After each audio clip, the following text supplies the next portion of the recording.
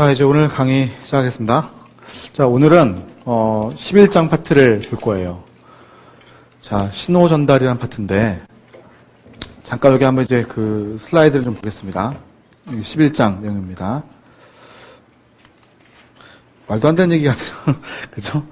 치터가 가지를 쫓아가는데 신호 전달 기제가 어떻게 이루어하는지를 설명을 했는데 전혀 이거하고는 상관없는 내용 같아요. 보시게 되면. 자, 어쨌든 자, 이제 신호 전달이라는 게 어떻게 일어나는지를 가볍게 좀 그림으로 보여주고 있습니다. 자, 크게는 우리가 보면 크게는 세 가지인 것 같아요. 하나는 국소 전달이라는 게 있고요. 다른 하나는 시냅스라는 공간을 통해서 가는 것인데 대개는 신경세포를 통해서 가는 신호 전달이 있고 다른 하나는 호르몬이 있네요. 이렇게 이제 세 가지가 크게 나눠집니다. 자, 신호 전달이라고 하는 것은 다른 세포에게 영향을 주는 거예요. 어떤 세포가 다른 세포에게 영향을 주는 겁니다. 그래서 그 어떤 세포가 신호를 받아서 어떠한 반응을 해내는 거죠. 자, 그래서 옆에 이제 보면 국소 전달이라고 하는 것은 그냥 옆에 인접해 있는 세포에게 말 그대로 영향을 주는 거예요. 그러니까 여기 이제 보면 어떤 세포가 있고 그 세포가 어떠한 물질을 내놓는데 이게 이제 신호분자겠죠. 그 신호분자가 각각 어떤 세포에 영향을 준다라는 겁니다. 반면에 두 번째 거를 보게 되면 자, 이것은 신경이에요. 그래서 하나의 세포가 신경세포가 매우 길게 이제 다른 세포에게 직접 연결이 되어 있습니다. 그래서 그 신경세포가 신경 전달 물질을 내놓으면 그것에 의해서 그 다음 세포가 영향을 받게 되어 있는 거죠. 대개는 신호를 주는 애는 신경세포입니다. 그래서 이 신경세포가 신경 전달 물질을 내놓으면 그 다음에 있는 세포는 신경세포일 수도 있고 내분비세포일 수도 있고 근육일 수도 있습니다. 그래서 우리가 시냅스라는 공간을 통해서 시냅스는 어떠한 신경세포와 다른 세포가 이루고 있는 공간을 말하는데 그것을 통해서 신경 전달 물질이 가는 것 이런 것을 우리가 살펴볼 수 있다. 자, 다음 마지막 하나는 호르몬인데 호르몬이라는 것은 내분비세포라는 애가 있습니다. 자, 내분비세포가 있으니까 외분비도 있겠죠. 자, 내분비는 혈액에다가 어떠한 물질을 내놓는 것이 내분비입니다. 자, 혈액에 내놓는 바로 이 물질을 우리는 호르몬이라고 부르는 거예요. 반대로 외분비세포다라고 표현하면 밖으로 나가는 겁니다. 즉 땀샘에서 땀이 나오는 것도 역시 외분비한 종류. 입을 벌렸어요. 음식을 먹어요. 그러면 소화샘에서 뭔가 소화액이 나오겠죠. 그것도 외분비입니다. 그러니까 몸의 바깥쪽으로 나가는 것들은 다 외분비. 몸의 안쪽으로 들어가는데 그게 혈액에 들어간다면 호르몬. 자, 그러면 이것이 혈액을 따라 가지고 이동을 하다가 어떠한 세포에게 영향을 준다면 이것은 외분비 작용을 하고 있다. 호르몬에 의한 작용이다 이렇게 얘기를 하는 거예요. 오케이? 자, 공통점 찾을 수 있어요? 나가는 게 빨간색이다. 그것도 공통점이겠죠? 자, 여기서 나오는 그 빨간색의 물질들, 저기서는 국소조절자, 신경전달 물질, 호르몬이라고 달리 불릴 텐데 얘들이 공통적으로 신호분자입니다. 얘들이 나왔을 때 다른 세포에게 뭔가 영향을 준다는 거죠. 그죠? 자, 그래서 우리가 11장에서는 얘들의 공통적인 특성을 얘기를 할 거예요.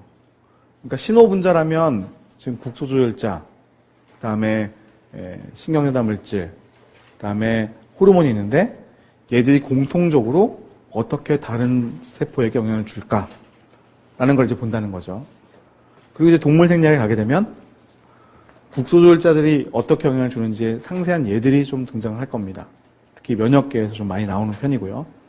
이건 당연히 신경계라는 파트를 공부할 때 나올 것이고 얘는 내분비계라는 파트를 공부할 때 나올 거예요. 그래서 각각의 세부적인 것은 뒤에 가서 보고 일단은 이 신호분자라는 애들이 공통적으로 어떻게 영향을 줄 것인가 그걸 보자는 거죠. 자, 이제 여기 보게 되면 신호 전달을 하는 그림이 나와 있습니다. 자, 여기서 나오는 이 신호분자가 호르몬일 수도 있고 신경전달 물질일 수도 있고 국소절자일 수도 있습니다.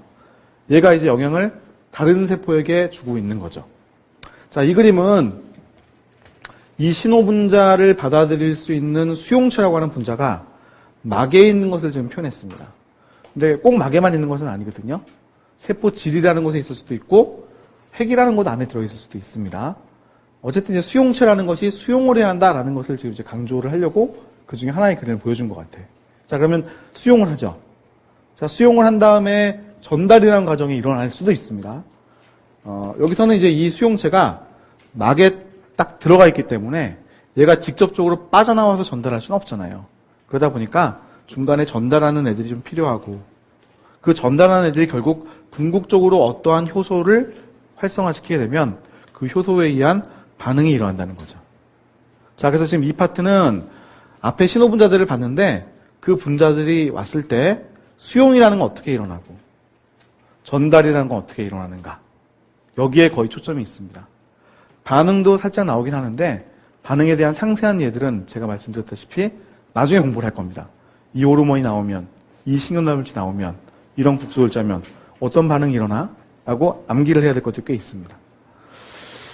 자, 그럼 이제 이야기는 우리 수용이라는 것부터 이제 하게 될 텐데 자, 이거 갑자기 떡 튀어나오면 뭔지 모르니까 제가 조금 분류를 먼저 해드리고 그림 다시 볼게요. 자, 우리가 지금 11장의 신호전달 파트를 보고 있는데 이 신호전달이라고 하는 것이 지금 일반론을 얘기하고 있는 겁니다. 출제는 매년 나온다고 보기는 어려운데 미트리트 공부하시는 분들은 거의 매년 나온다고 봐야 되고 피트 하시는 분들은 나오지 않을 가능성이 꽤 있습니다만 단독으로 나올 가능성이 안 나올 가능성이 꽤 있습니다만 혹시 모르니까 단독으로 나올 수도 있다. 자, 이제 그 신호전달이 일어날 때 제가 신호분자라는 게 있다고 그랬죠. 그래서 이 신호분자에 의한 이제 수용의 과정, 자, 이거 이제 수용의 과정, 좀 전달의 과정, 반응의 과정을 보는 거라고 그랬고, 신호분자를 이제 주어졌을 때 어떻게 할 거냐라는 거죠. 자, 이 신호분자라고 하는 애들의 종류가 두 종류 있을 수가 있습니다. 하나는 친수성 신호분자.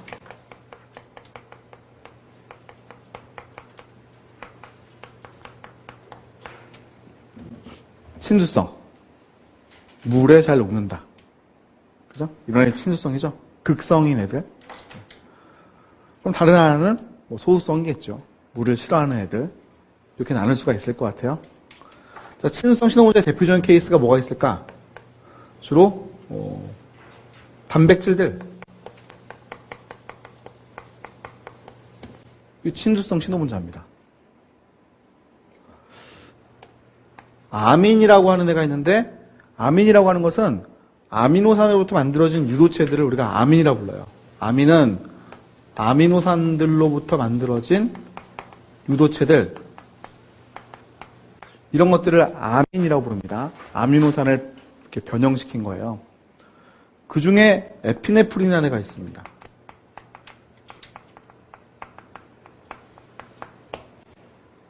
이런 애도 친수성 신호분자입니다. 등등등 더 있겠죠. 대표적으로 우리가 이렇게 얘기를 합니다만. 자, 소수성 신호분자.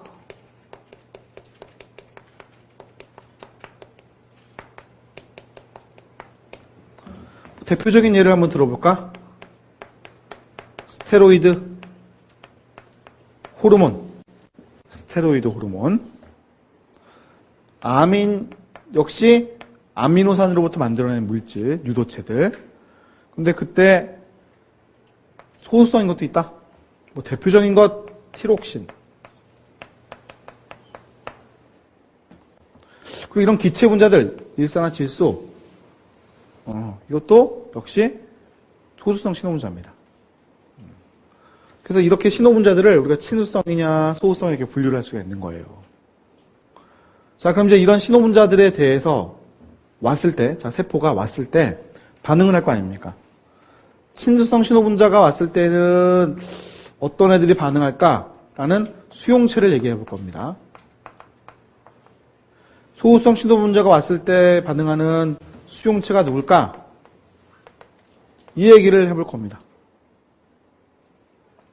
자, 친수성 신호분자라고 하는 애들은, 자, 우리가 그 막을 얘기할 때, 막은 지질 성분이라고 그랬어요.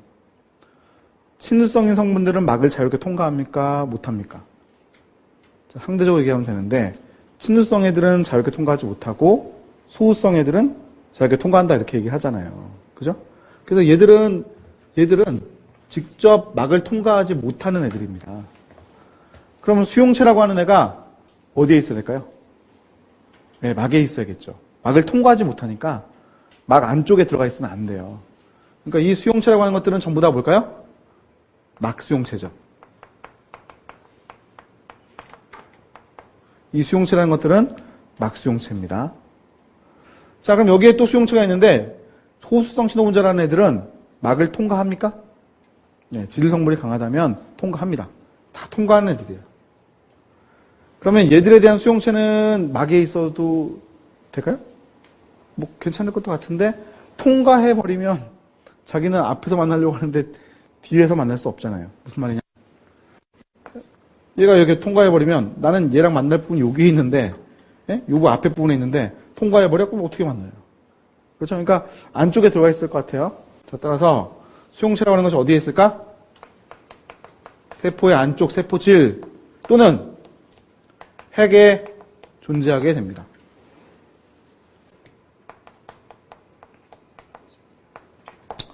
아시겠죠? 오케이.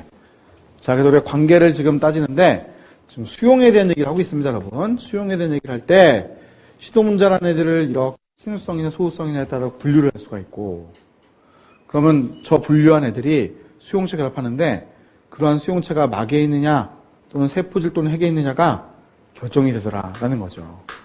오케이? 자, 이때 이 수용체, 막에 있는 수용체를 다시 분류를 해서 크게 세 가지를 얘기합니다. 크게 세 가지. 첫 번째는 G 단백질 4개의 수용체. G 단백질이라고 하는 녀석이 있는데 얘를 매개로 작용한다. 그래서 G 단백질 매개 수용체. 자, 두 번째는 티로신 인산화 효소 수용체. 자, 얘는 티로신이라는 것은 이제 아미노산의 이름이에요. 그래서 그 수용체라고 하는 녀석이 티로신이라는 아미노산을 가지고 있는데 그 티로신의 인산화가 되면서 신호가 전달되니까 우리가 티로신 인산화 요소 수용체 이렇게 이름을 지었습니다. 자, 마지막 하나는 리간드 의존성 이온 채널이라는 수용체. 자, 리간드는 여러분 뭐예요? 작은 분자. 여기 이제 리간드죠. 그래서 그 작은 분자가 수용체에 결합을 하게 되면 그 수용체 자체가 이온 채널입니다. 그래서 계의 작동 이런 케이스를 볼 수 있다. 이렇게 얘기하는 거예요. 자, 그럼 이제 우리가 수용이라는 걸 살펴볼 때 수용을 4개를 보겠네.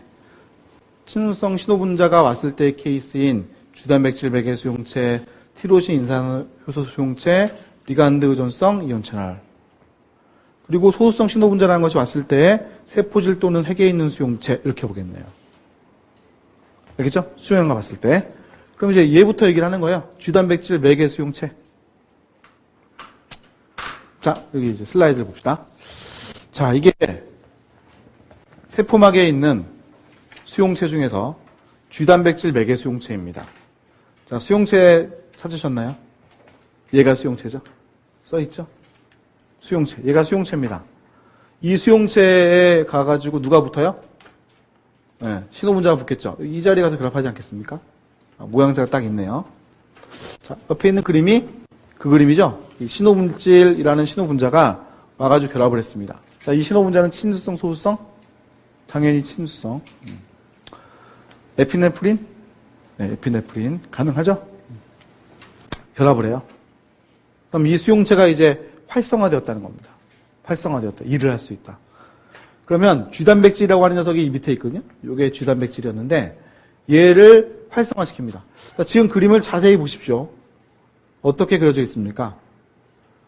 GDP가 떨어나가고 GTP가 붙죠. 교환이 일어나고 있습니다. 교환. 응? 이건 교환이 일어나야 돼요. GDP에다가 인상기 하나 붙이면 뭐예요? GTP죠. 그죠? 그렇게 한 게 아니죠. GDP에다가 인상계나 붙여가지고 하는 게 아닙니다. GDP는 떨어뜨리고 GTP를 붙이고 이렇게 했죠. 아시겠어요? 아시겠습니까? 외워야 됩니다. GDP를 떨어뜨리고 GTP를 붙였습니다. GTP의 익스체인징이 일어났죠. GTP와 GDP 사이 익스체인징이 일어났습니다. 자, 그럼 이제 이게 교환이 딱 되면 얘가 활성화가 되었다는 겁니다. 이 G단백질이 활성화가 되었다. GTP를 가지고 활성화되었다. 그래서 이름을 우리가 G단백질이라고 부릅니다. GTP에 의해서 활성화된다라는 표현으로 앞에 G자를 적은 거죠. 자, 그럼 얘가 이제 활성화가 되면 옆으로 이렇게 쭉 따라 이동을 해요. 그러면 그 옆에 누가 있습니까? 효소가 있죠. 이 효소를 활성화시키는 겁니다. 그러니까 이게 G단백질 매개 수용체인데 여기에 있는 신호전달 물질이 결합을 하게 되면 단계가 지금 1개, 2개, 3개의 단백질들을 각각 활성화를 시키는 일이 일어나고 궁극적으로 이 효소가 활성화가 되면서 어떠한 반응을 일으킨다 이렇게 얘기가 되고 있죠. 그죠? 신호라고 하는 것은 한번 오면 끝나기도 해야 되기 때문에 이 붙은 신호 분자 얘를 이쪽으로 보낸 다음에는 어떻게 됐습니까? 보낸 다음에는 떨어져 나갑니다. 즉 분해가 되는 일이 일어날 수도 있고요. 얘도 마찬가지. 지금 가만히 또 보십시오. 얘 어떻게 됐습니까? 떨어지면서 어떻게 됐어요? GDP하고 이번에는 PI가 떨어나갔죠? 즉 GTP였던 녀석이 GDP와 PI로 쪼개진 겁니다. 여기서는 익스체인징이 일어나는 게 아닙니다. 그죠? 이건 단순하게 GTP가 분해된 겁니다. 그죠? GDP가 남고 PI가 떨어나갔으니까. 그래서 뭐 이것도 잘 제 시험 문제에 적용시켜서 물어보니까 이거 꼭 알고 있어야 돼요. 오케이? 네. 여기서는 GTP를 exchanging. 여기서는 GTP를 GDP로 분해. 네. 그러면서 반응이 끝나게 되었다라고 얘기하는 거겠죠. 그죠? 자, 이거 수용체에 대한 얘기를 지금 이렇게 봤어요. 자, 이번에는 두 번째 수용체. 누구? 티로신 인산화효소 수용체라는 애를 볼 겁니다. 자, 여기 보시면 신호분자가 또 있습니다. 얘도 역시 친수성 신호분자예요. 얘는 마음대로 통과할 수가 없을 겁니다. 세포막을 통과할 수 없기 때문에 이 위치에 지금 있어요. 자, 세포막에 당연히 수용체가 있는데 이름이 티로신, 타이로신이라고 적었습니다만 티로신 인산화효소 수용체라고 부르는 애입니다. 시험 문제는 다 티로신이 나오니까. 자, 저 수용체라는 애들은 다 단백질들이에요. 그래서 지금 여기 있는 애도 역시 수용체이고 단백질인데 아미노산이 티로신으로 이루어져 있는 부분들이 이렇게 쭉 있다는 거죠. 그렇죠? 자, 그래서 신호물질이 와서 결합을 하게 되면 자, 이거 어떤 특징이 일어났습니까? 여기 이 합체를 이룬다. 네? 그러니까 따로따로 떨어져 있던 애가 신호분자가 와서 결합을 하게 되면 이 합체를 이룹니다. 이 합체. 자, 이 합체를 이루면 어떤 일이 일어나냐면 따로따로 떨어져 있었을 때에는 서로 영향을 안 주는데 붙게 되면 서로 간에 영향을 줄 수가 있어요. 어떤 영향이냐면 이쪽 왼편에 있는 애는 오른쪽에 있는 애에 인상기를 갖다가 첨가하는 일을 할 수 있습니다. 반대로 오른쪽에 있는 애는 왼쪽에 있는 애에 인상기를 첨가해요. 자, 그림이 이거죠. 자, 둘이 붙어 있게 되면 왼쪽에 있는 애는 오른쪽에 있는 애에게 인상기를 첨가합니다. 인상기 첨가되었죠? 지금 그림 보시면 P라는 게 붙었죠. 반대편도 마찬가지. 오른쪽에 있는 애가 인상기를 첨가하기 때문에 이렇게 들어갑니다. 그래서 티로신이라는 아미노산에 인산화가 일어나죠. 그래서 이름 자체를 티로신 인산화효소 수용체. 그렇다면 얘네가 이 합체를 이루어가지고 자기 스스로가 인산화되었기 때문에 우리가 오토포스포릴레이션, 자기 인산화가 일어났다 이렇게 표현합니다. 그럼 이게 인산화가 일어나게 되면 이 부분들이 활성을 띠게 돼요. 그래서 다른 효소를 활성화시키게 되는 거죠. 오케이? 그럼 그 효소에 의해서 어떤 반응이 또 일어날 수도 있겠죠. 일단은 수용의 단계까지만 생각합시다. 수용의 단계. 그래서 티로신 인산화효소 수용체라는 것은 이렇게 할 수 있구나. 자, G단백질 매개 수용체하고 티로신 인산화효소 수용체하고 비슷합니까? 전혀 다릅니까? 완전 다르죠. 그죠? 완전 다릅니다. 티로신 인산화효소 수용체의 특징은 또 하나가 뭐냐면 티로신이라는 게 여러 개가 있잖아요. 모양새는 여기선 비슷하게 그려놨습니다만 사실은 이 있는 부분들의 모양새가 다 다릅니다. 그러면 각각 다른 효소들이 와서 얘들과 붙을 수 있고 그럼 다른 효소가 각각 활성화가 되죠. 그래서 티로신 인산화 효소 수용체는 여러 종류의 반응들을 활성화시킬 수 있다. 이게 특징입니다. 자, 이제 세 번째 수용체 봐야지. 세 번째 수용체. 누구예요? 리간드 의존성 이온 채널 이렇게 얘기했었죠? 자, 이번에는 신호물질이 옵니다. 자, 앞에서 봤었던 G단백질 매개 수용체를 이용을 하는 신호분자가 있을 거예요. 대표적인 게 에피네프린입니다. 두 번째, 티로신 인산화효소 수용체라는 거를 이용을 하는 신호분자가 있습니다. 대표적인 거는 EGF라고 부르는 상피세포를 분열시킬 수 있는 성장인자, 에피셀리얼 그로스 팩터, EGF. 자, 여기에 있는 얘는 또 다른 애겠죠. 그래서 각각의 신호분자마다 어떤 시스템을 이용할지는 다 정해져 있어요. 대표적인 애는 아세틸콜린. 그래서 아세틸콜린이라는 신호분자가 가서 결합을 하게 되면 변화가 일어납니다. 자, 그게 리간드 의존성 이온 채널. 여기서는 리간드가 바로 신호분자. 얘가 결합을 하게 되면 얘가 이온 채널이에요. 이온 채널이 문을 여는 거죠. 그죠? 자, 문을 열면 어떠한 분자들이 이동을 하는데 이 분자가 바로 이온이죠, 이온. 그래서 만약에 아세틸콜린 수용체라면 얘가 아세틸콜린 수용체라면 아세틸콜린이 결합을 했을 때 Na 플러스 이온은 안으로 들어가고 K 플러스는 밖으로 빠져나갑니다. 아시겠죠? 그러니까 리간드 의존성 이온 채널이라고 하는 것들은 다 신호분자가 결합을 하면 이온들이 이제 이동을 하는 것인데 아세틸콜린이 그러하더라라는 거죠. 다른 리간드가 붙으면, 즉 다른 신호분자 붙으면 다른 이온이 이동할 수 있을 겁니다. 오케이? 자, 그럼 이제 얘는 이온을 통과하면서 어떠한 반응을 일으킬 수 있는 게 특징. 응? 자, 이번에는 마지막 수용체죠. 누구?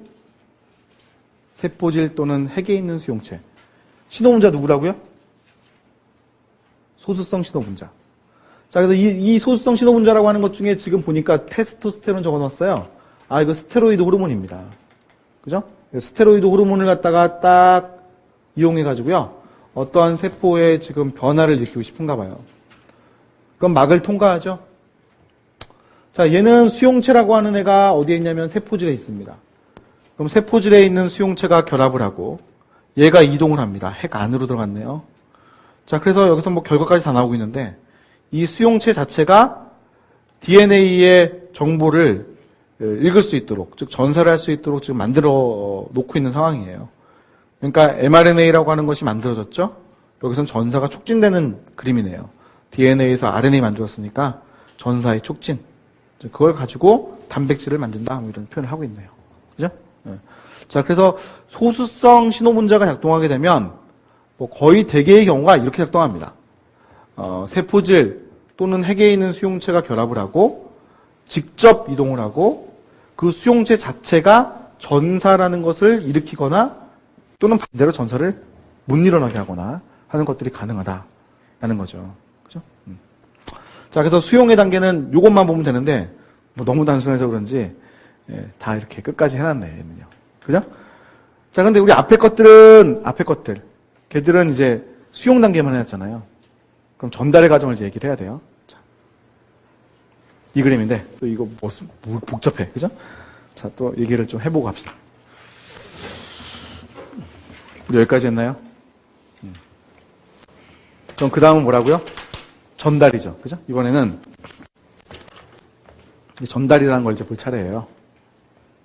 그렇죠? 자, 카메라는 이쪽을 잡아주셔야 돼. 자, 여기 얘들이 전달하는 겁니다. 전달.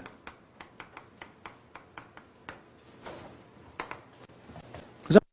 전달하는 거죠. 자, 전달하게 되었을 때에는 대개는 많은 경우에 2차 전달자라는 것이 활용될 수가 있습니다. 뭐 꼭 그런 것은 아닌데 일반적인 예를 좀 쫓아가야 되니까 2차 전달자라는 것을 활용한 경우가 많다. 자, 여기서 왜 2차 전달자를 했냐면 신호의 전달은 사실 신호분자가 있잖아요. 그래서 그 신호분자는 세포에 지금 밖에 있었던 상황입니다. 세포막을 통과해 오지 못하니까. 그러니까 걔는 세포의 바깥쪽에만 있는 상황이고 세포의 안에서는 또 다른 누군가가 전달을 해줘야 돼요. 앞에 적어놓은 이 수용체들은 전부 다 뭐예요? 막수용체이기 때문에 얘가 직접 갈 수는 없잖아요. 그러니까 어떻게 됩니까? 2차 전달자라는 걸 활용한다는 거죠. 그래서 이 2차 전달자라고 하는 것들이 효소들을 활성화시키는 겁니다. 효소들을 활성화시키는 거예요. 그럼 이 효소들이 활성화가 되면서 어떠한 반응이라는 게 일어나는 겁니다. 오케이? 정말 간단하죠? 이렇게 적으면 되게 간단합니다. 자, 반면에 얘는요, 얘는 전달량이 어떻게 일어나요? 자, 얘는 신호분자라는 것이 자기가 직접 들어왔죠. 세포 안으로 들어왔습니다. 2차 전달자라는 게 필요가 없죠. 그렇죠? 그러니까 얘는 어떻게 하냐면 아까 보셨던 그림이에요. 수용체가 직접 반응을 일으킵니다. 이 반응이라고 하는 것이 아까 뭐였더라? 전사를 조절하는 거였다. 즉 DNA로부터 RNA 만드는 것을 촉진할 수 있고 또는 RNA 만드는 것을 좀 막을 수도 있고 이것이 가능한 것이다. 오케이? 자, 그러면 우리 그림에서는 이 그림을 중심으로 볼 거예요. 오케이? 이 그림을 중심으로 볼 거예요. 특히 2차 전달자라고 하는 애들의 종류를 좀 몇 가지를 볼 텐데 하나가 이제 CAMP라는 것도 있고 CGMP라는 것도 있고 IP3, DAG, 다이아실글리세롤, IP3는 이노시톨 3인산, 그 다음에 칼슘, 이런 애들이 2차 전달자예요.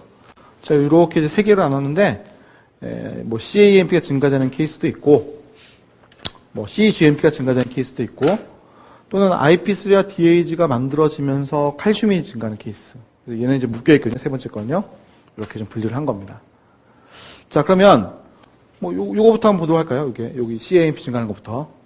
자, 일단 전달에 대한 그림을 좀 보고요. 자, 봅시다. 자, 이 그림.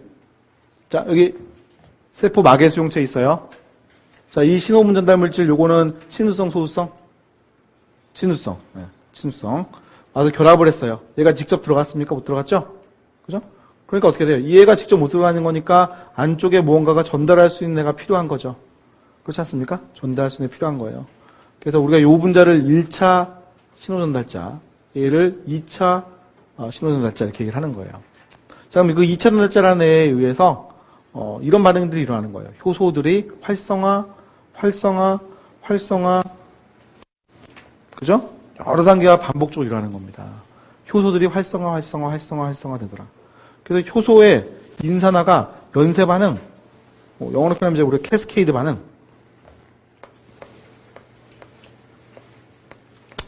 폭포수가 터진 것 같다라는 표현으로 캐스케이드 반응 이렇게 표현을 많이 합니다. 보니까 다 뭐 인산화 이렇게 되는 일이 많네요.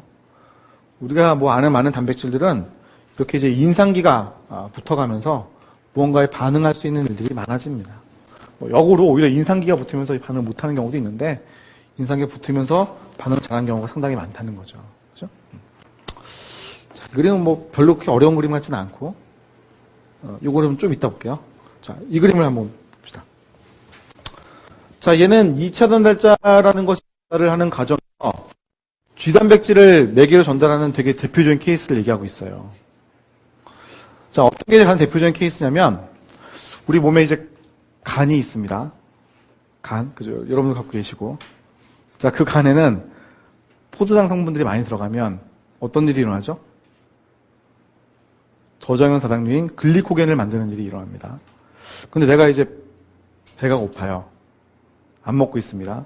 그럼 어떻게 할까요? 에너지를 얻어야 되는데 간에 저장해 놓은 그 글리코겐을 분해해서 사실은 각 세포들에 공급을 해줘야 되는 겁니다. 그럼 내가 이제 배가 고파, 에너지가 필요해 라는 상황에서는 우리 몸에 교감신경이라는 신경이 작동을 하게 되는데 그 교감신경이 에피네프린이라는 호르몬을 우리 부신 수질이라는 곳이 있어요. 거기서 빼내서 혈액에다 다 보냅니다. 즉 에피네프린은 호르몬 중에 하나입니다. 그럼 이제 그 에피네프린이 간으로 가거든요. 그럼 간에 가면 이 일을 하는 거예요. 자, 그럼 에피네프린이라는 것이 간으로 왔습니다. 얘는 친수성 신호분자니까 통과 못하죠. 세포막을 통과 못하고 밖에 있을 거예요. 1차 신호전달자를 불렀습니다. 자, 얘가 결합을 하게 되면 G단백질 매개 수용체가 활성화가 되고, 그럼 요 GTP가 교환되어 가지고 붙으면 이게 아데닐산 고려 요소라고 불리는 애를 활성화시키죠. 그러면 여기 이제 아데닐산 고려 요소라고 하는 애는 요거 ATP라는 분자를 이렇게 바꾸게 하는 거예요. CAMP라는 분자. 자, CAMP라는 분자는 사이클릭 AMP라고 불러서 잠깐 앞에 그림 다시 볼게요. 이 그림. 자, 이게 이제 ATP라는 분자인데 아데닐산 고려 요소라고 하는 효소가 활성화를 시키게 되면 여기 끝에 있는 이 인산기 두 개가 떨어나가요. 그럼 떨어나가면 우리는 피로 인산이 떨어졌다 얘기합니다. 얘는 피곤한 건 아니고 요거를 썼다. 피로. 응? 이렇게. 피로인산이라고 하는 것을 떨어뜨렸다. 이건 인산기 두 개가 붙어 있는 것을 말하는 것이고. 그럼 떨어뜨리면과 동시에 하나 남은 인산기를 이렇게 연결시키거든요. 이거를 이제 우리가 CAMP라고 부릅니다. 그래서 이런 분자가 이제 증가하게 되는 거죠. ATP를 이용해가지고 이런 분자를 증가시키는 거예요. 그러면 다음 그림 다시 보시면 간세포에서는 자 1차 전달자인 에피네프린이 결합하게 되면 일렬의 반응을 통해서 CAMP라는 분자가 증가하게 된다라는 거죠. 그럼 CAMP라는 분자가 다른 효소들을 활성화시키는 거예요. 좀 뒤로 갈게요. 이렇게요. 이렇게요. 자, 에피네프린이 한 분자가 결합을 해요. 쥐단백질에. 그럼 쥐단백질이 100개나 활성화되죠. 수용체라는 것이 존재를 하고 그 수용체에 가서 에피네프린이 결합을 했을 때 얘가 활성화를 시키는 거잖아요. 쥐단백질이라는 거 우리 아까 처음에 하나 봤죠? 근데 실제로는 이 하나가 여러 개의 쥐단백질을 활성화시킬 수 있는 것이죠. 얘가 에피네프린과 결합을 하고 있는 동안에는 계속해서 주변에 있는 쥐단백질을 활성화시키는 거예요. 그래서 지금 그림에도 100개나 활성화되었다 이렇게 얘기를 하는 거죠. 그죠? 그럼 얘가 그 옆에 인접해 있는 아데닐산 고려 효소, 아데닐레이트 사이클레이즈라고 불리는 효소를 활성화시키는 거예요. 그래서 지금 개수를 보니까 역시 또 10의 2승계. 자, 그 다음에는 얘가 뭘 어떻게 했어요? 아까 뭐 내용이 나왔는데 ATP라는 분자를 CAMP로 만들었다 이렇게 얘기를 했잖아요. 그렇죠? 그럼 이건 효소니까 아데닐산 고려 효소라는 효소니까 이 분자를 많은 수주를 바꿀 수 있다는 얘기예요. 그래서 대략적으로 계산한 게 10의 4승계. 오늘 늘어나고 있죠. 그죠? 자, 그 다음에 어떻게 했습니까? 이 CAMP라는 요 분자가 효소에 결합을 하는 거예요. 그러니까 10의 또 4승계의 효소가 활성화된다. 그 다음부터는 효소에 의한 또한 반응이기 때문에 얘하고 만나는 효소는 또 일시적으로 많은 수가 붙을 수 있거든요. 10의 5승계, 6승계 점점 늘어난다는 겁니다. 오케이? 그래서 딱 하나의 에피네프린 분자가 결합을 했는데 어떻게 보면 글리코겐 가인산분해 효소라는 효소가 무려 10의 6승계나 활성화가 됩니다. 100만 개. 그리고 글리코겐들을 분해하는데 포당 1인산 우리 배웠었죠. 그죠? 이걸로 쪼개는 거예요. 1인산은 6인산으로 갈 수도 있을 것이고 몇 개나? 10의 8승계나. 그래서 엄청난 신호의 증폭이 일어나면서 바꾸게 되죠. 그렇죠? 자, 이런 일이 일어나는 것이 가능하다. 자, 그러면 다른 2차 전달자도 그럴까? 자, 여기서 얘가 2차 전달자죠? 얘가 2차 전달자인데 그렇죠? 다른 것들도 그럴까? 똑같습니다. 세포막의 수용체를 가지고 신호를 전달한 케이스라면 다 똑같아요. 자, 앞으로 잠깐 다시 가볼게요.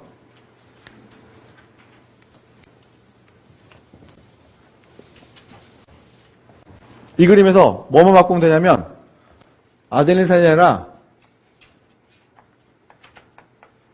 이거 여러분 이게 안 보일 것 같은데 여기에 구아닐산이라는 말만 바꿔놓으면 여기에 뭐가 들어갈까요? GTP. 여기에 뭐가 들어갈까요? C, GMP. 오케이? 물론 효소의 이름은 달라질 겁니다. 아시겠어요? 그러면 역시 또 어떻게 돼요? 그 다음 밑에 반응은 똑같이 증폭되는 듯한 반응이 일어나게 되는 거죠. 오케이? 아시겠어요? 즉 우리는 사실은 어느 분자가 더 결합을 했을 때 어떠한 녀석이 활성화가 되고 어떠한 효소가 활성화되는지가 다 정해져 있죠. 그렇죠? 그건 이제 뒤에 가서 공부를 한다고 그러지 않았습니까? 우리는 지금 일반론을 공부하고 있는 건데 2차 전달되는 애들이 증가하게 되면 이와 같이 신호의 전달이 증폭되면서 크게 일어난다라는 거죠. 자, 이번에는 이 케이스를 한번 보도록 할 겁니다. 자, 지금 이 그림은 칼슘의 분포만 표현하고 있어요. 칼슘의 농도가 고농도인 쪽이 이 색입니다. 돼 있죠? 높은 칼슘의 농도는 약간 짙은 파란색으로 되어 있습니다. 그래서 지금 보면은 세포질이라고 하는 요 지역만이 지금 칼슘의 농도가 낮고 나머지 부분들은 다 칼슘이 높은 상황인 겁니다. 특히 제일 관심 있는 부분은 소포체. 그래서 소포체, 특히 활면 소포체라고 하는 것이 칼슘 농도가 높다 이렇게 우리 얘기를 하거든요. 자, 그럼 이제 신호가 오는 걸 이제 보겠습니다. 신호가 오는 것. 자, 여기서도 역시 또 주단백질 가지고 얘기했네요. 자, 신호 분자 가서 결합을 합니다. 그러면 주단백질이 GTP를 붙이면서 활성화되죠? 효소를 또 활성화시킵니다. 효소의 이름 누구예요? 포스포라이페이즈 C. 자, 영어로 적어보면은 포스포 인상기라는 표현이고요.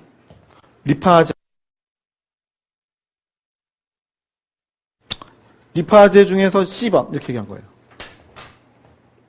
약어로 되면 어떻게 적을 수 있을까? 우리 시험에 약어로 잘 나오는데 포스포 리파제 C PLC라고 합니다. 오케이? 자, PLC라는 효소가 작용하게 되면 이런 일이 일어난다. 자, 여기 보시면 PIP2라는 표현이 있죠? 요거는 인지질 성분의 한 분자입니다. 우리 세포막에는 인지질 있다고 그랬잖아요. 그 인지질 중에 한 성분이에요. 자, 그 성분 중에 PIP2라는 성분이 있습니다. 자, 얘를 쪼갭니다. 보면 이게 쪼갰잖아요. 여기를 딱 잘랐잖아요. 그래서 여기 보시면 이노시톨에다가 3인산이 붙어 있는 모습. 그다음 여기에는 다이아실글리세롤이라는 분자가 남아있게 되죠. 그러면 얘는 얘 나름대로 신호를 전달하게 되고요. 얘는 떨어져 나왔을 때 이렇게 이제 여행을 하죠. 그래서 소포체에 가서 이노시톨 3인산이 결합할 수 있는 칼슘 채널에 가서 결합을 하게 되고, 그럼 칼슘 채널이 열리게 되면 안쪽이 고농도이기 때문에 싹 칼슘이 나오게 됩니다. 그럼 그 칼슘 이온이라고 하는 것들이 역시 또 효소와 결합하는 거예요. 그러면 그 칼슘 이온이 결합한 효소가 활성화가 되면서 어떠한 반응이 일어나게 되는 거죠. 오케이? 그림 이해 가십니까? 그래서 지금 우리가 몇 가지 예를 봤습니다. 잠깐 다시 여기 와보시면 몇 가지 예를 봤습니다. 세포막에 있는 수용체들이 와가지고 결합을 했을 때 이러한 2차 전달자에 늘어날 수가 있다. 양상이 각각 세개가 달랐죠? 그렇죠? 그래서 우리가 CAMP가 왔을 때 어떤 일이 일어나는지, CGMP가 왔을 때 어떻게 일어나고 있는지, IP3, DAG, 칼슘이 증가하면서 어떤 일이 일어나는지를 우리가 봐야 한다는 거죠. 오케이? 그 메커니즘 어느 정도는 암기를 쭉 하고 있어야 되는 상황이에요. 오케이? 응? 뒤에 가면 이제 뭐 자연스럽게 암기도 막 됩니다. 예를 들어서 에피네프린을 결합했어. 이 선택 누가 들어나? 얘거든요. 예? 사실은 뒤에 가면 몇 가지 중요한 사항들은 뭐 암기를 하는 것들도 생기긴 생길 겁니다. 자, 그럼 이제 전달이 일어났으니까 이제 반응이 일어나면 끝난 거 아닙니까, 사실? 예. 자, 다시 와보시면. 자, 반응 중에 하나 보여주고 있습니다. 자, 앞에서 보셨던 반응은 글리코겐이라고 하는 분자를 포도당으로 만드는 반응을 하기도 했는데, 어떤 경우에는 이렇게 세포막 수용체를 통해서 전달되는 신호가 효소들을 활성화시키면서 전사를 일으키는 것도 가능하다라는 것도 보여주고 있습니다. 그래서 옛날에는 이런 걸 잘 몰랐어요. 사람들이, 학자들도. 그러니까 세포막 수용체를 통해서 신호가 전달될 때에는 유전자의 발현은 일어나지 않는다. 이런 얘기를 막 하기도 했거든요. 그런데 지금은 그런 게 거의 없어졌습니다. 단 차이점이 있다면 뭐냐면 얘는 수용체가 직접 전사를 조절하진 않죠. 중간 단계를 거쳐서 어떠한 다른 녀석이 활성화가 되는 거죠. 그렇죠? 그런데 소수성 신호분자의 경우를 보게 되면 앞으로 갑니다. 이것처럼 수용체가 직접 일을 하죠.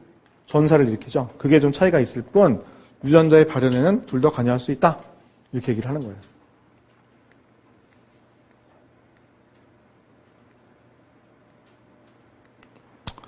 자, 이 그림은 얘기했죠? 신호의 증폭이 일어나는 상황. 자, 그다음에 마지막으로 요거 반응이 이제 일어나는 상황인데 요거 가기 전에 잠깐 정리를 또 해드릴게요.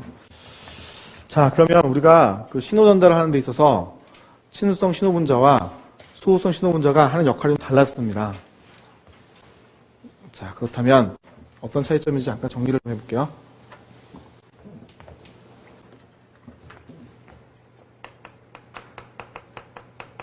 친수성 신호분자,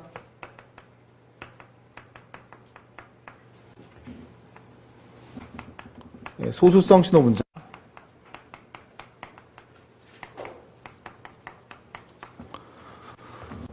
자, 차이점 비교. 얘는요, 세포막 수용체. 얘는요, 세포질 또는 핵 수용체.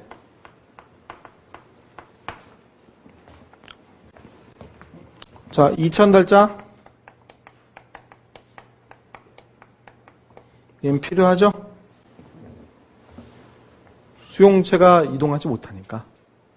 그래서 그 2000달자들을 얘기할 때 CAMP, CGMP, IP3, DAG, 칼슘 이렇게 얘기했지 않습니까?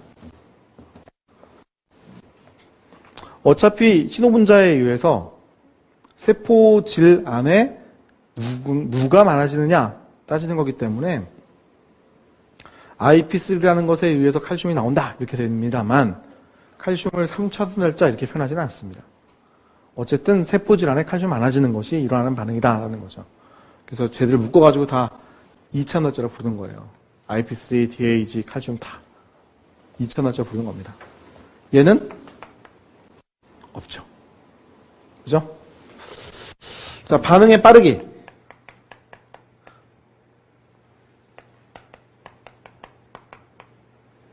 비교하면 얘가 빠릅니다. 얘가 느리죠?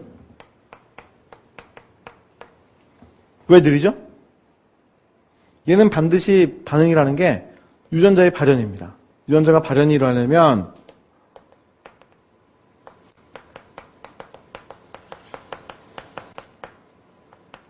DNA로부터 RNA 만들어줘야 돼.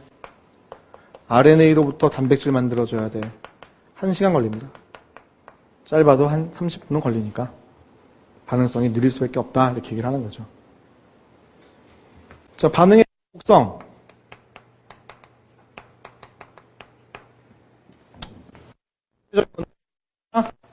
얘가 작다. 오케이? 왜냐면 친수성 신호분자에 의한 신호전달은 효소들에 의한 연쇄 반응이니까.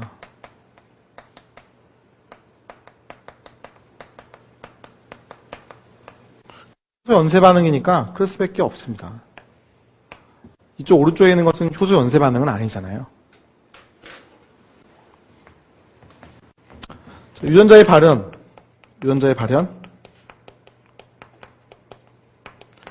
얘는 가능합니다. 얘는 항상 일어납니다. 차이점 아시겠죠? 친수성 신호분자는 유전자의 발현을 일으킬 수도 있고 아닐 수도 있고 가능하다 이렇게 해놓은 거예요. 반면에 소수성 신호분자는 이걸 일으키는 겁니다. 특히 얘는 수용체가 전사를 직접 조절하죠.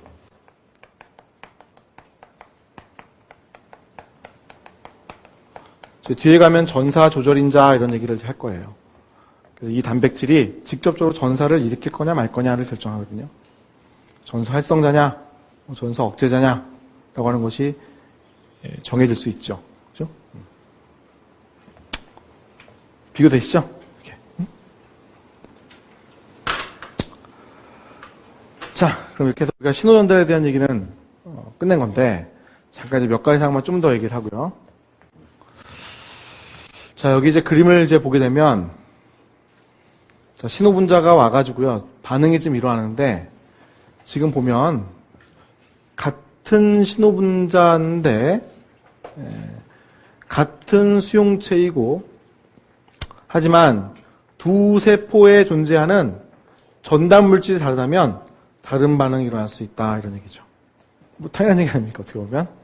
똑같은 신호분자가 가더라도 세포별로 다른 반응이 일어날 수도 있습니다.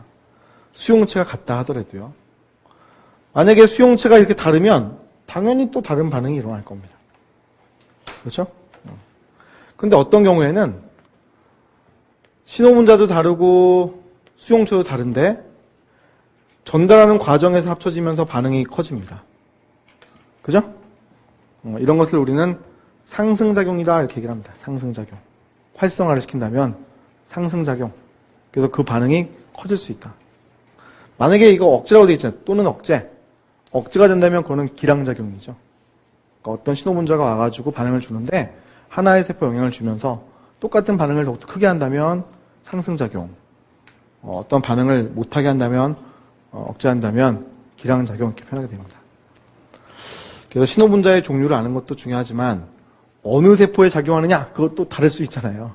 그래서 그런 것들도 우리가 뒤에 가면 단순하게 암기를 하실 겁니다. 물론 뭐 이런 것들 생각 안 하고 뭐 암기를 하게 되죠. 네? 사실은 다 연계가 되어 있으니까 항상 생각하시면서 암기하는 게 훨씬 더 좋아요. 자, 끝으로 이제 하나만 더. 자, 아까 봤던 그림이 있는데 이 그림. 자, 여러분. 여기에 요게 ATP가 아니라 GTP일 수도 있습니다. 그럼 여기 이름이 누구예요? 무슨 요소? 구안일산 고리화 효소.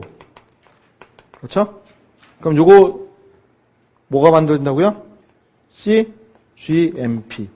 그래서 ATP라고 하는 분자는 아데닐산 고리화효소라는 효소가 CAMP를 만드는 것이고 GTP는 구안일산 고리화효소라는 효소가 CGMP를 만드는 거죠. 그렇죠? 자, 어떤 반응이라는 게 일어날 때 이 2차 전달자라고 하는 애들이 계속 세포질에 많이 있다면 신호분자라는 것이 뭐예요? 사라진다 하더라도 반응이 계속 일어날 거예요. 원치 않는 일이죠. 그래서 그 반응을 종료시키기 위해서 어떤 효소가 필요하다. 자, 이 효소를 우리가 꼭 알아야 됩니다. 자, 여기 한글 표현은 뭐 인산, 이, 에스테르, 가수분 효소라고 되어 있는데 시험 문제는 항상 이 효소의 이름을 포스포, 디, 에스터라제라고 표현합니다. 그래서 인산기라는 표현의 포스포, 그 다음에 두 개 있다는 표현의 디, 그 다음에 에스터레이스 이렇게 적는 거예요. 그래서 포스포디 에스터라제라는 효소가 뭘 분해한다? CAMP와 CGMP를 분해할 수 있다. 그럼 CAMP는 포스포디 에스터라제에 의해서 AMP가 되고 CGMP는 포스포디 에스터라제에 의해서 뭐가 될까요? 네, GMP가 되겠죠. 네. 그래서 AMP 또는 GMP가 될 수가 있습니다. 그럼 반응은 종료되는 거죠. 그러니까 이제 문제 이러는 거예요, 여러분. 세포를 이렇게 딱 준비를 했어요. 또는 뭐 세포 추출액을 뺐어요. 세포 추출액을 뺐어요. 그래서 이제 반응을 뭔가 일으킨다, 뭐 이렇게 할 수도 있고요. 세포에 처리할 수도 있고요. 어쨌든 뭐 그 반응을 일어나게 어쨌든 했습니다. 무슨 수를 써든지 일어나게 했어요. 그때 포스포디 에스터레이즈를 활성화시키면 어떤 일이 일어나는 거예요? 네, 반응의 정도가 떨어지거나 안 일어날 수도 있고 또는 금세 효과가 사라질 수도 있겠죠. 아시겠죠? 그때 이거를 딱 써가지고 얘기를 많이 하더라는 겁니다. 포스포디 에스터레이즈를 처리했을 때 일어나는 반응으로서 옳은 것은 이런 식으로 출제해 나가는 거지. 오케이? 자, 그럼 이렇게 해서 우리가 그 신호전달에 대한 얘기를 좀 몇 가지 해봤는데 사실 뭐 신호전달은 좀 더 복잡한 얘기들이 좀 들어가 있기도 해요. 그런데 그 내용들은 또 우리가 TV 과정 가가지고 더 자세하게 좀 보도록 합시다. 자, 그 다음 이제 다음 내용을 보게 되면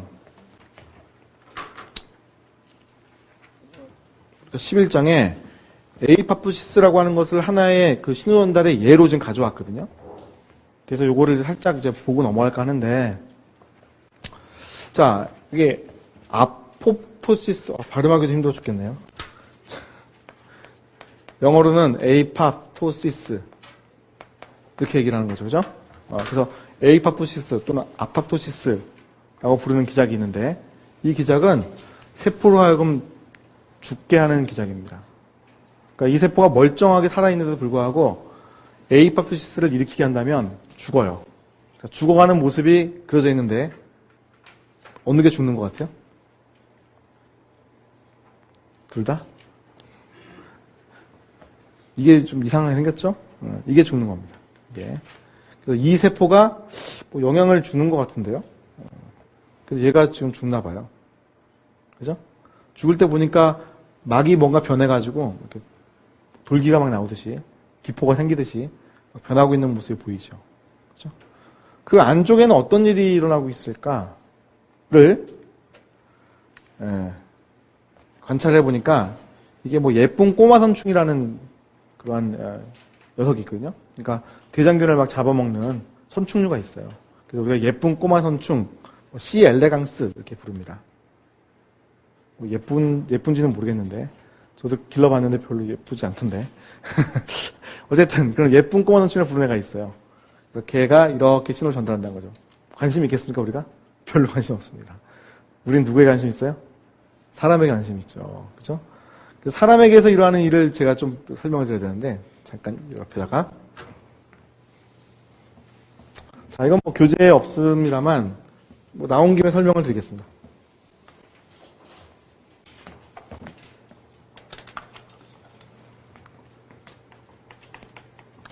그 동물세포라고 할게요. 동물세포에서의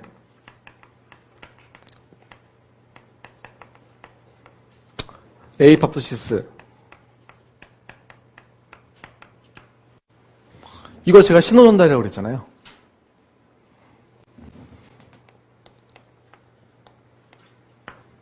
파스라이간드라고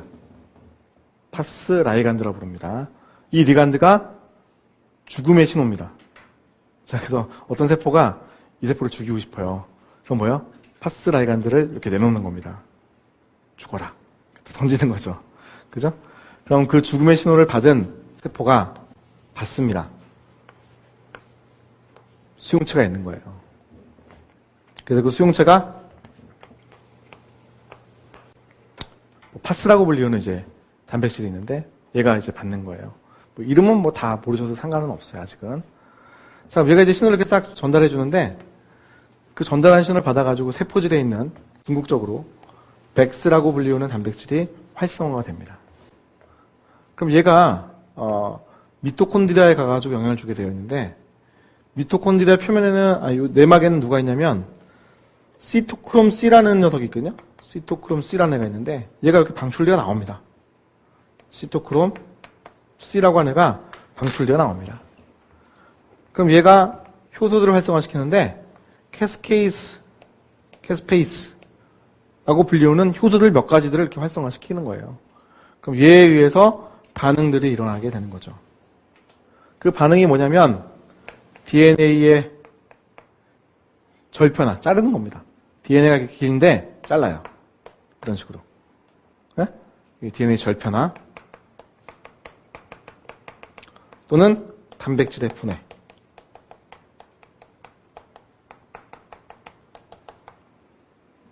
오케이? 이렇게. 그래서 신호의 지금 과정 하나 제가 한번 보여드렸죠, 그죠? 이런 일련의 과정을 통해 가지고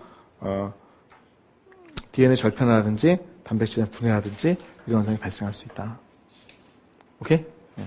이게 이제 A밥에서 일어나는 과정입니다. 그럼 이제 요 DNA 절편화라든지 단백질의 분해가 일어나는 그런 모습을 통해 가지고 이 세포가 크게 변하게 되는 거죠. 그죠? 자, 그럼 세포가 죽는 모습으로 나타나는 게 대표적인 게 여기 지금 그려져 있어요. 이건 이제 생지를 가지고 한 것 같은데. 생지의 발의 모양새가 이제 만들어지는 형태거든요. 여기 노란색으로 지금 표현되어 있는 부분들, 이게 지금, A가 일어나고 있는 부분들을 뭐 염색을 통해 가지고 지금 해놓은 겁니다. 그래서 보면 얘는 이제 발가락이 했죠. 발가락이 이렇게 이제 안쪽 파고 들어가는 모습이 나타나는데 여기에 있는 요 세포들이 지금 뭐예요? 에이팝시스를 겪고 있는 거죠. 그죠? 점점 안쪽으로 들어가가지고 발가락의 모양에서 형성이 되는 거죠. 자, 이것처럼 에이팝시스라는 것은 정상적인 세포도 뭡니까? 죽음을 일으킬 수가 있는 겁니다. 발생 과정에 특히 많이 보이게 되죠. 그죠? 그러한 것은 대개는 신호 전달의 기작으로서 일어나게 되는 것이 일반적이다. 오케이? 이해갑니까? 자, 그래서 우리가 에이팝시스라고 하는 것에 대한 얘기를 우리 교재에 224페이지부터, 223페이지부터 이렇게 쭉 해놓았는데, 한번 읽어보시고요. 특징들 읽어보시고, 중요한 것들 몇 가지만 좀 기억을 해 주십시오. 자, 이렇게 해서 우리가 신호 전달에 대한 얘기는 이제 마치도록 하고, 다음에 이제 우리가 주기에 대한 내용을 이제 보도록 할 거예요. 잠깐 쉬었다가 보도록 합시다.